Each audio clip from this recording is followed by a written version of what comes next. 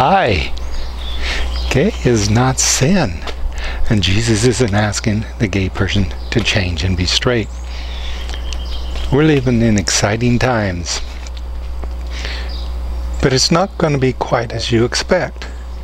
At least many of you. Many of you just believe that at any given moment, enough things has happened in prophecy that Jesus can come. He might come in the next minute, or he might come tonight, or maybe in a few days or something, you know, or next year or something.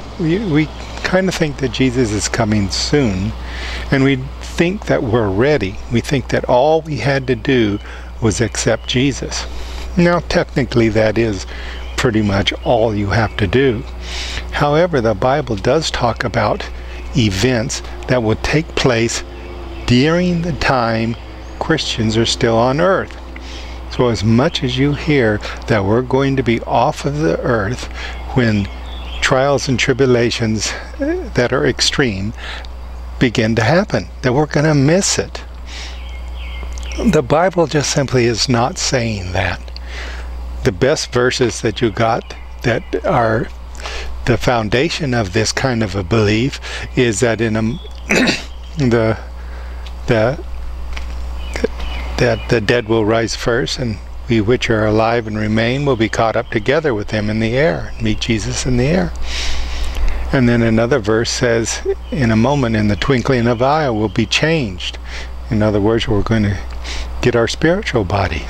But there's no dating in those things. It doesn't say before the tribulation. It just simply says that there is going to be a time when it's going to happen. It says that man of sin has got to be revealed. Now, who is this person? One particular person that the Bible talks about, this man of sin, has got to be some important dude, as it was.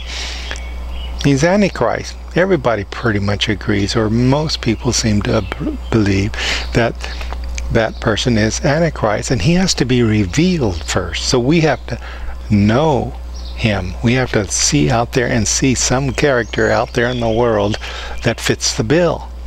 It's not going to be a guessing game. It's not going to be any numbers that we're going to add up and say, well, this person or that person, because we can find a way to make just about anybody Antichrist. And so, but what are some things that are very clear that's going to be that is in the Bible, and that tells you what's going to be the events that takes place? Well, there's one fact that the Bible says is half the world's population will be killed. So we got 7 billion people. That's 3.5 billion people in half the tribulation period. So you got to understand that your eyes are going to see. You're going to click on the news and you're going to see the report of billions being killed, hundreds of millions, and so forth.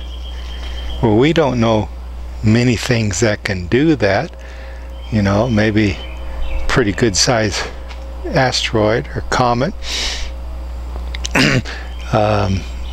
nuclear, pretty much all-out war, because usually you're going to hit a city if you just got one, and that's going to, some cities are pretty big. You can get a few million maybe out of it. But so that gives you the idea of the word billion. If you wipe out huge, large cities of a few million, well, you're not even getting close to a billion yet. So what has to kind of take place to get billions dead? Now, in the first half of the tribulation period, it talks about 1/4 of the people dying or killed. It doesn't say just dying. 1/4 killed, and then in that same period of time, a little bit later, you got another 1/3 killed. When you do the math on that, that's half the world population. We got two places in the first part of the tribulation that accounts for half the world population being killed. Whatever the population of the world is, half of it will be killed, and not in a fun way. You don't have anything in the book of Revelation that shows the church misses it. In fact, you have lots of verses in there that talks about the church indeed is going to be there. In the middle of the tribulation, we do have a verse that talks about that the rewards will be given to the saints, that the mystery of God is revealed, or is basically finished, or revealed. But this is only the sixth. That's at the beginning of the sixth trumpet. There's still 7 vials to go, 7 bowls to go, which accounts for the last half of the tribulation. There's lots of ways to do the math. The Bible is really interesting. It has layers. It's talking about details of a certain time, and then of a certain set of events. Then it goes and talks about another bunch of events. And sometimes you could figure that must be after the first, but it actually is, the layers are kind of looped together. So it doesn't seem quite chronological unless you really do some figuring out, and you got a lot of people to listen to and everything. And so you can even see a way to have pretty much all of the tribulation used up before the rapture. However, the only thing that fits the most consistently is something like a mid-trib. In the book of Daniel, it talks about a 1260-day period, a 1335-day period, and a 1290-day period. And it specifically tells you that 1290 days is for Antichrist. That's Satan's particular time. Well, Satan doesn't get cut off at 1290 days into the trib, and then somehow we're a free-for-all havoc of the world, and Antichrist is long gone. No, we know that Antichrist is right there to the bitter end of the tribulation period.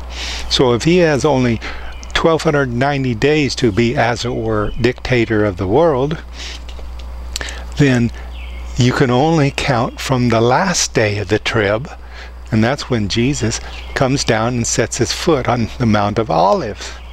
And so when you go back towards the front of the trib with the 1290 days, you also have to realize the 2 witnesses takes up that 1260 days.